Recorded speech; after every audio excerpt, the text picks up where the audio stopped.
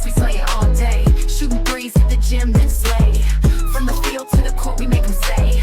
Pretty fierce, tough chicks lead the way, hooray. Lay.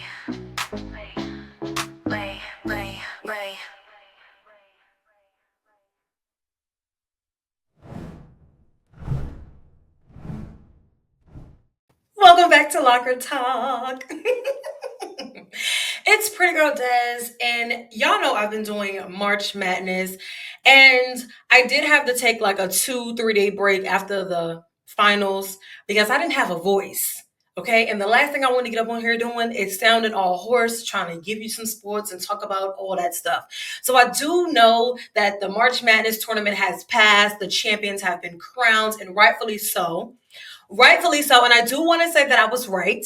I do want to say that my bracket, for the most part, was correct, especially on the men's side. Okay, because the year before, my bracket was not okay. It was not okay. With this year, it was pretty much on a point. I told y'all, you can go back and look at my other videos. I told y'all that Florida was going to take it all. I told you.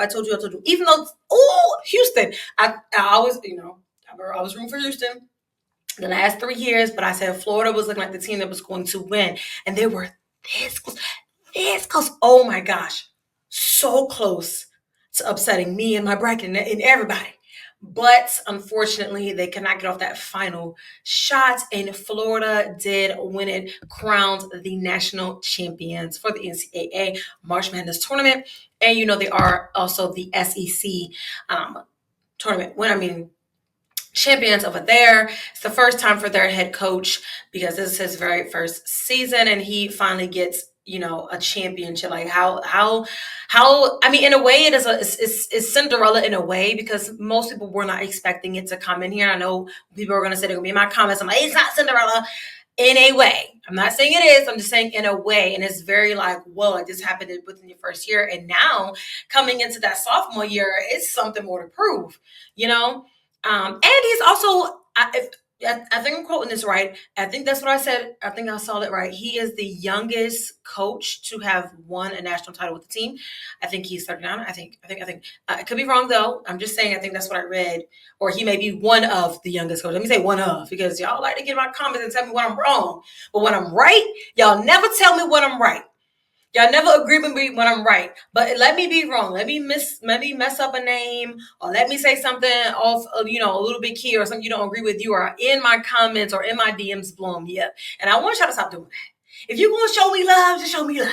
Okay, I'm not perfect over here, but I try to be as perfect as possible, and I think that's what y'all really hate. Okay, I'm gonna stop. But anyway, moving on to the women's. Yes, UConn did pull out and won that game very decisively too, by the way.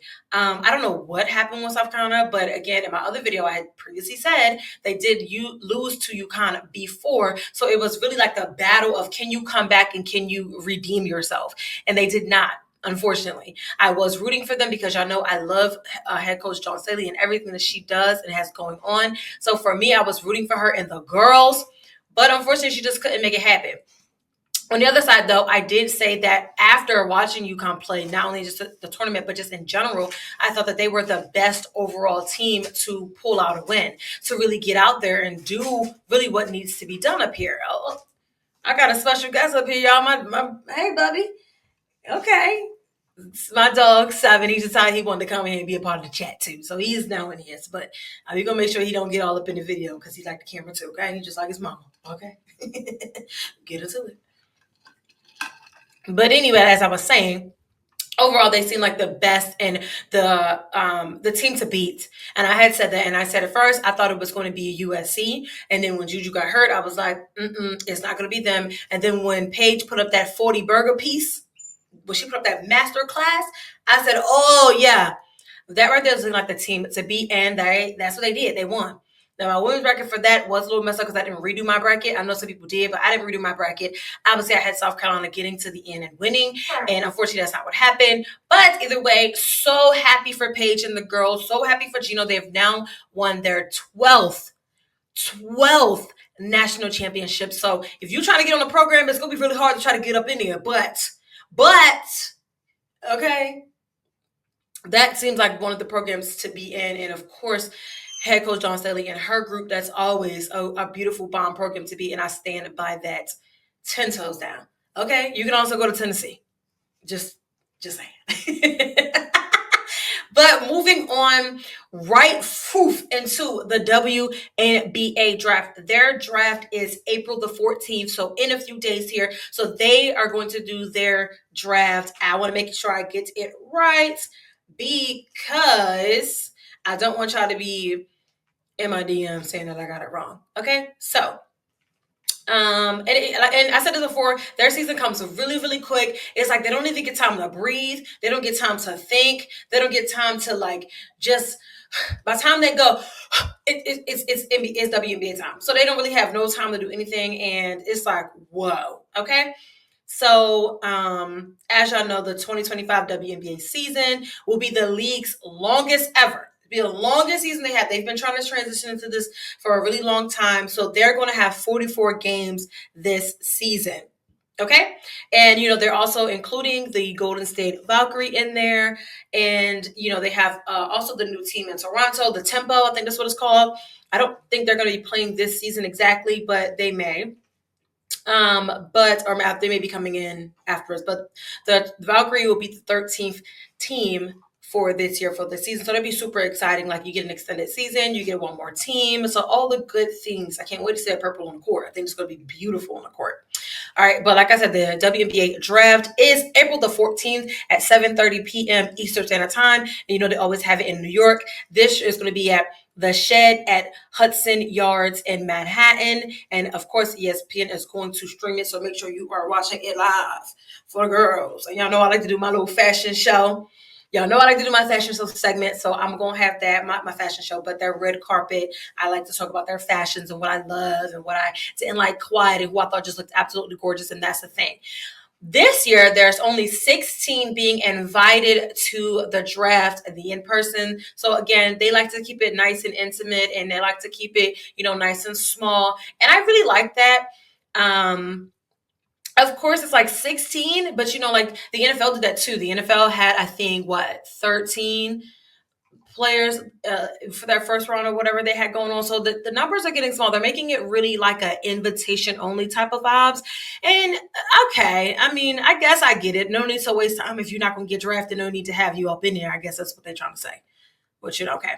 The Dallas Wings will make the first pick of the draft, and obviously looking at who will be that number one overall is looking like Paige is going to be that number one overall. So they're projecting her to not only be number one, but obviously to go to Dallas Wings as they have the number one overall pick. All right. So then moving in to the next one, there will be the Storm, and then the Mystic will take out the other two picks. So lots of different things there. So both teams, or really all three teams, are going to get somebody that's just phenomenal here. And I want to go down. I was trying to find the complete draft order. You can just go online and look it up. This is actually on Yahoo Sports. I'm not going to read the whole entire thing for y'all, but it is 3 rounds, and each team gets their nice little pick. Pick. I was trying to see who was projected to be number 1, number 2, and number 3, but I cannot find. Let me see. For some reason, I can't find what I was looking for, but I'm not going to take up too much more of your time because we are zipping into it and we're going to have to go. I do want to go over the timeline though, because I did everything but my top 3 players. I knew my top 1 though. I knew my number 1 overall. That's all we care about though. For right now. So for the 2025, the WNBA season key dates is April 14th, WNBA draft. April 27th, training camp begins. May 16th, regular season. June 1st through the 17th, Commissioner's Cup. July 17th through 21st is the All-Star break. The All-Star game is on July 19th.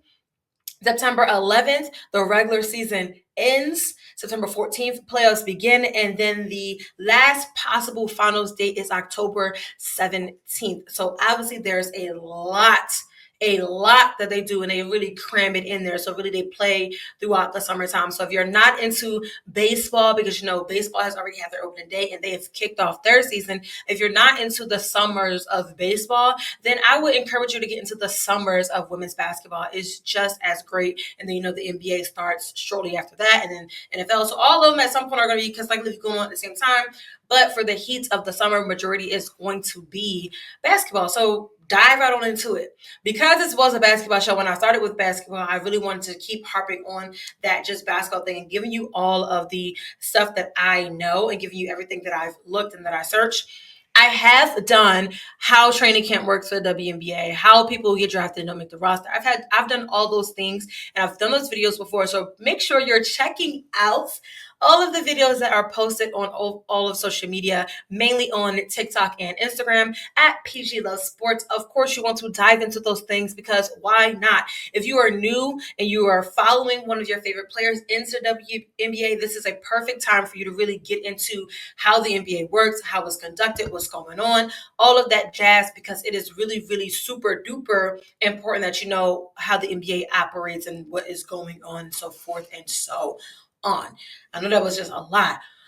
Ooh, I feel like I was just saying a lot, but I'm super duper excited about this. As always, I always feel like I get a 2-week break before I got to hop into WNBA, and then I get a week break really before we got to hop into the NFL draft, because that's a whole nother beast and a whole nother thing. Okay, so because I'm going to make this a little bit of a shorter show, I am going to start getting into some other topics, though, since basketball is now over. We're going to talk a little bit about some NFL football, because, it's right around the corner. It is right around the corner. I won't make it long, though. So Tyreek Hill and his wife are allegedly getting a divorce because there was a domestic dispute call to the house over Tyreek Hill. She probably found out they got another baby on the way somewhere somehow. And she was like, you know what? I'm not doing it. I'm not doing it. You're not going to keep embarrassed. I'm not doing it. Because last season they said that he welcomed almost like 5 kids, allegedly. Not allegedly. So allegedly they're getting a divorce, and she is done with it. And that is Keita. It was Keita and Cheetah. You know how they was on the thing. But you know what? Tyreek Hill doesn't seem like in my opinion, I don't think that he was in the mindset of being married, because you welcomed all these outside children, unless the wife was cool with it. If she was cool with it, she was on board, she was on track, then I can see that. But I don't think that she really was. But I think that she loved him and she wanted to be with him. She wanted to stay with him. But they always say the grass isn't always greener on the other side. And I say that because he's an athlete. He's one of the most known and famous and well-paid athletes. He has so much going for him. He's decent looking guy. And of course, it's like, thinking that it's a come up to be with him, but you also got to deal with all the stuff that comes with him. And unfortunately, I think she's just at her wit's end with that. And she just had a baby herself not too long ago. And they said they wanted to add more babies and more kids and things. So I do wish her well. And I hope that he gets whatever help that he needs, so that way he can get it together. And really, both of them. If they can figure it out and work it out, I'm all for working out the marriage, which I know how I feel about the domestic abuse stuff. I've been a person that's been very vocal about it from the very beginning. And I don't, okay, I'm going to stop because I don't want to get on soapbox and go on about it, but that is something that did come up over this past weekend. Moving on to former NFL player Vontae Davis. His death happened last April, and as of today, that has been reported, his death has been ruled as undetermined. They don't think that it was any foul play. He was found in his home by his personal assistant. He was 35 years old. No foul play, I understand that, but there was something else going on. It had to be. So I'm going to keep tabs on that, as I did before when I previously reported on it, but just letting you know those are the reports that came out. Okay? Is Drew Lock going to Seattle? Is he going to Seattle? Okay? Is he going to Seattle? Allegedly, he's going back. Not allegedly, he is. He's going for a second visit with the Seattle Seahawks. So that's going to be a thing to really see what he got going on. Seattle is needing someone to get in there, obviously. They did Geno Smith is doing a thing, but okay. People like Drew Lock. I'm not saying I like him or dislike him. I don't think that I've seen enough of him to be able to be like yay or nay. That's just not my thing. But he's going back to Seattle for a second look.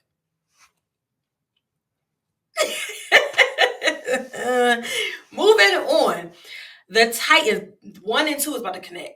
Okay. The Titans canceled Shedeur Sanders' visit to the facilities and his workout with them, this little private workout session. Some people were like, that's because they were at the pro date. Everybody was there and they seen what they had to see and do. Okay. But the headline said they canceled it. And they didn't really give a reason why. They just said he canceled it. But of course, that's media for you. I work in the media. I know exactly what they be doing. That's media for you. Canceled. He did so bad, they don't want to see him again. And that could be true too. What they saw, they may have seen enough. Yes, very much true. They've seen enough. They've seen enough to not have to bring him in for a private workout. They've seen enough. That can either be a great, we've seen enough, or that could be a, we didn't see what we wanted to see, particularly. So it's a double-edged sword. And you don't know, and you won't know until we get a little bit closer to the draft, which we are very close to, by the way. Okay. He did, however, go and do a tour conversation with Pittsburgh. Now, before y'all get all in a frenzy and a tizzy, yes, I know Pittsburgh is down there with the 21st pick. Yes, I know that they would have to trade all the way up and figure something out to get him. However, his trip was very positive. The comments that I saw that he said after visiting the facilities and visiting with head coach Mike Tomlin was that head coach Mike Tomlin reminds him of the way that his father does things, very straightforward, giving it to you like it is, and just holding the standard. As they always say in Pittsburgh, the standard is the standard. Now, has the standard been met? I'm not sure about that. But the standard is the standard. So I think that's a really positive thing, having a quarterback go in there and then leave and saying, wow, this is, and essentially is how I took it, was like, this is what I'm used to. This is how I'm used to be coached. This is what I can envision for myself with being in a place where I'm going to feel comfortable. He even said, if I have to sit behind Aaron Rodgers for a little bit, the Steelers asked me to sit behind them for a year or so, then that's what I'm willing to do if that's what they asked me to do. That's a great mindset to have, because going in, yeah, you may want to start, right? But it doesn't hurt to get some development either. A lot of the great quarterbacks had to sit and learn and be developed, and then they were ready to make their debut.